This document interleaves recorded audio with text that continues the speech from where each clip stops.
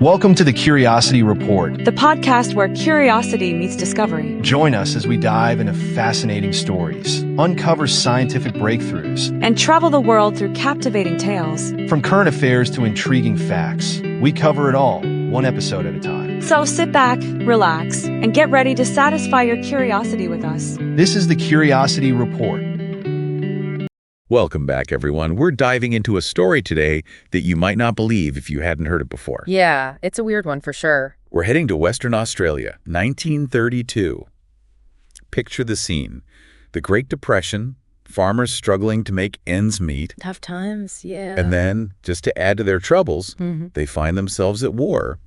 Not with another country, No, not quite. but with emus. Thousands of them. That's right, the Great Emu War of 1932. An ecological event, really. And we're going to deep dive into it today, folks. We'll look at why it happened, how it played out, and what we can learn from it. So, first things first, let's set the stage.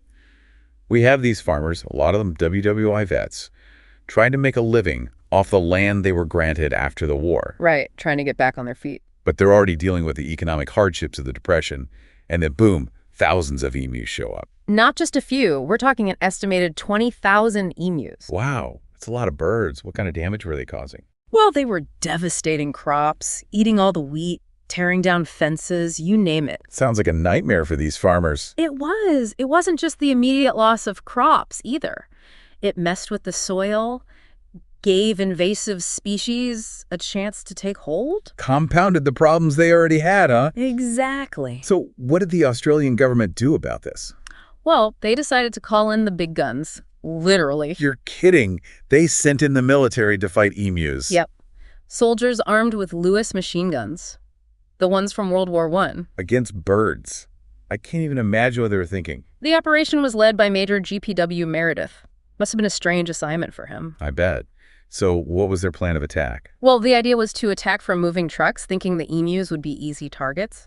Seems like they underestimated the emus a bit, don't you think? Yeah, perhaps a little. Emus are pretty fast and agile, right? You bet. They can hit speeds up to 50 kilometers an hour.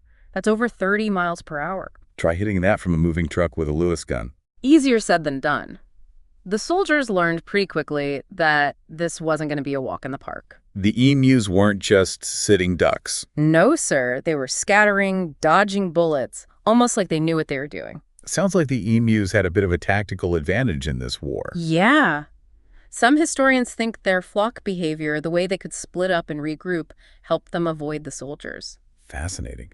So we've got this clash of expectations, right? The military expecting a quick and easy operation. And on the other hand, The emus, much more resilient and resourceful than anyone anticipated. definitely tougher than they looked. So what happened next in this unlikely standoff? This is where it gets really interesting to me anyway. Buckle up, because things are about to get even wilder. I can't wait to hear it. So the military campaign, as you can imagine, didn't exactly go smoothly. I figured as much. The emus were giving them a run for their money, huh? You could say that. Their speed, and the way they moved so unpredictably. And their numbers. Oh, yeah. The sheer number of them made it a real headache for those soldiers. So what happened? Did the military just keep, throwing everything they had at this? Well, they tried. They really did. But after a few weeks, it became pretty clear that they weren't making much progress. I bet. So they just called it quits? Yeah, pretty much. In December of 32, they withdrew. And the emus. The emus were still there. So the emus won. Yeah, you could say that. It was a bit of a PR nightmare, too, I can imagine. Headlines like, Emu Army defeats Australian military. Something like that, yeah. Not exactly a boost for national pride, I'd say. Nope, not at all. Yeah. But all jokes aside, this was a serious issue for the farmers, Absolutely. Their livelihoods were at stake. What happened after the military pulled out? Did the government just leave them to deal with the emus on their own? Well, not completely. They still wanted to, manage the emu population somehow. Makes sense. Did they try anything else? Yeah, they actually went back to a system that they'd used before, a bounty system. Oh, right. You mentioned that earlier. How did that work exactly? Basically, the government offered payments to farmers for every emu they culled. So it put the responsibility back on the farmers? In a way, yeah. And you know what? It actually turned out to be more effective than the whole military operation. Wow. So a more localized approach worked better than, a full-blown military intervention. It seems that way, yeah. Shows you that sometimes the simple solutions are the best. And that understanding the specific situation is crucial. Yeah, definitely. Brute force isn't always the answer. You got that right. It's pretty amazing, actually, when you think about it. What's that? Well, we tend to think of the military, as this decisive force. But in this case, it was the farmers, armed with their knowledge of the land. And the emus. Exactly. They were the ones who achieved, well, at least some degree of success. And, the emus themselves, even though they kind of, won this war. They taught us something, too, right? Yeah, they did. They showed us how resilient nature can be. They adapted, they survived, despite everything the military threw at them. A reminder that we can't always control nature, no matter how hard we try. It makes you wonder, doesn't it? What's that? If the military had approached things differently, maybe they could have had more success. Yeah, if they'd studied emu behavior more closely or used different tactics or even different weapons. Right. Maybe they could have actually achieved their objectives. Interesting thought. But before we get too deep into that, I want to ask about the aftermath of this war. Did it leave any lasting impact on, Australian culture or policy? Oh, absolutely. It might have been a bit of a fiasco, but it definitely left its mark. In what way? It became part of Australian folklore, Really? Yeah, it's like this funny story they tell, kind of like a cautionary tale about the outback, and how unpredictable it can be. And the emus, I guess? Oh, yeah. They're like a symbol of, I don't know, Aussie resilience or something. They took on the army and won. It's a pretty good story when you think about it. David and Goliath, but with emus. Exactly. It really captures the imagination, doesn't it? For sure. And, beyond the folklore, it made people think about our relationship with nature, too. How so? Well, it shows how sometimes our attempts to control nature can backfire. Like with the emus. Exactly. It's a lesson in humility, I guess. And understanding ecological balance. So it wasn't just a funny story. It had a real impact. Yeah, it did. It became part of their national identity, even. That's pretty amazing.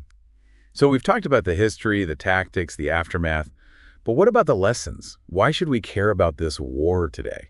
Well, for one, it shows that flexibility is important. Right. The military went in with this rigid plan, and it didn't work. Exactly. They underestimated the emus, and they paid the price. We need to be willing to adapt. Learn from our mistakes. Yeah. And then there's the lesson about nature's resilience. The emus never gave up, even against a whole army. Right. It's a reminder that nature is powerful, and we need to respect that. We can't always control it. Sometimes we have to learn to coexist. Exactly. And I think there's another lesson here, too, about looking beyond the obvious. What do you mean? Well, on the surface, this war seems kind of silly, right? Yeah, it's easy to laugh at it. But when you look closer, it's about a lot more than just emus. It's about our relationship with nature, the limits of human intervention. Right. And the importance of curiosity, Curiosity. Yeah, like being willing to dig deeper, ask questions. Don't just accept things at face value. Exactly. No. Because even the most unlikely stories can teach us something valuable. So the Great Emu War, it was a clash of expectations, a testament to nature's power. And a reminder that we still have a lot to learn. Absolutely. Well, that's our deep dive into the Great Emu War. Quite a story, wasn't it? One for the history books, that's for sure. And thanks for joining us on this adventure, folks. Until next time. Stay curious out there.